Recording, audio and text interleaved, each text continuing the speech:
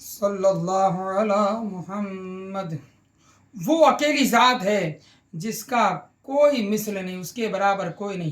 وہ ایسا یکتا ہے جس کی کوئی ضد نہیں، ایسا بے نیاز ہے جس کا کوئی مقابل نہیں، ایسا غنی ہے جس کو کوئی حاجت نہیں، کوئی ضرورت نہیں کسی سے، ایسا قادر ہے، قدرت والا ہے کہ جو چاہتا ہے کرتا ہے اور جو چاہتا ہے حکم دیتا ہے۔ کوئی اس کے حکم کو ٹال نہیں سکتا اور کوئی اس کے فیصلے کو پھیر نہیں سکتا۔ جب جس کو موت دینی ہو دے دیتا ہے، جس کو چاہے امیر بنا دے، جس کو چاہے غریب کر دے، اور جب چاہے بھوکمپ لے آئے، جب چاہے سونامی لے آئے، جو چاہے جسے چاہے شفا دے دے، جسے چاہے بیمار کر دے، جسے چاہے زندگی دے، جسے چاہے موت دے۔ عالم ایسا ہے کہ زمین و آسمان میں ذرہ برابر شے، کسی دل کا حال، کوئی چیز جو ہونے والی ہوئی اس سے چھپی نہیں۔ غالب ایسا ہے کہ بڑے بڑے جابروں اور سرکشوں کی گردنیں اس کے قبضے قدرت سے باہر نے۔ اچھے اچھوں کو اٹھا کے پھینک دیا، موت دے دی، ابھی بھی جو اچھل رہے ان کو بھی پھینک دے گا اٹھا کے، کوئی بچنے والا ہے نہیں۔ اللہ ایسا قادر ہے کہ بڑے بڑے جابر اور سرکشوں کی گردنیں اس کے قبضے قدرت سے باہر نہیں۔ یہ نہ سمجھے کہ باہر، اللہ کے قبضے سے کوئی باہر نہیں، نکال ہی نہیں سکتے ہیں۔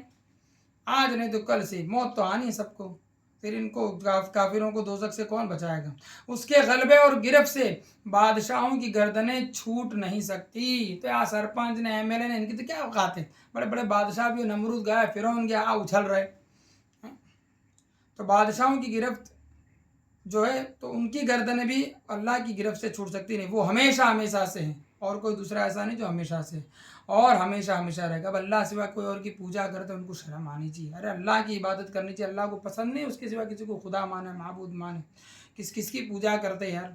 صرف اللہ کی بات وہی ہے جو ہمیشہ سے، باقی کو تم نے بنایا پھر پوجا کرتے ہو۔ وہ ہستی جس کو کسی نے بنایا نہیں، اس کی عبادت ہمیشہ ہمیشہ سے، اس کی عبادت کرنی چاہیے، اس کی پوجا کرنی چاہیے۔ عبادت کے لائق، پوجا کے لائق میرے رب کے سوا واجب الوجود ہے، یعنی اس کا وجود ضروری ہے، باقی کوئی ضروری نہیں ہے۔ واجب ایک ہی ہستی ہے، موجود ایک ہی ہستی، اس کے عدم یعنی نہ ہونے کا تصور بھی نہیں۔ وہ ہے اور ہے، باقی سب کا ہمیں اللہ نے چاہا تبھی سے، اس سے پہلے نہیں تھا کوئی بھی، اللہ کے چاہنے سے پہلے کوئی بنا ہی نہیں۔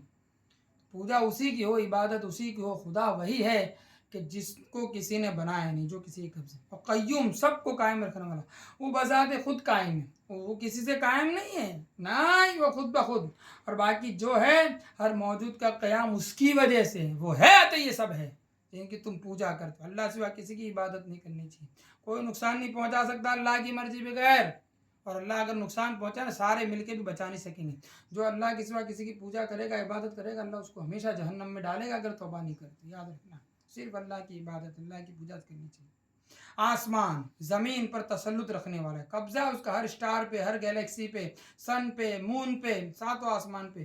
جمادات، پہاڑ ہوں کہ یہ زمین، آسمان، سورج، چاند، حیوانات، جتنے جانور، شیر ہو، چیتا ہو، ہاتھی ہو، جو بھی بنائے بھی اس نے، اور نباتات جو بھی ہم کھاتے ہیں، سب کا خالق ایک ہی ہے۔ جمادات، حیوانات، نباتات، سب کا خالق مالک ایک ہے، دو نہیں۔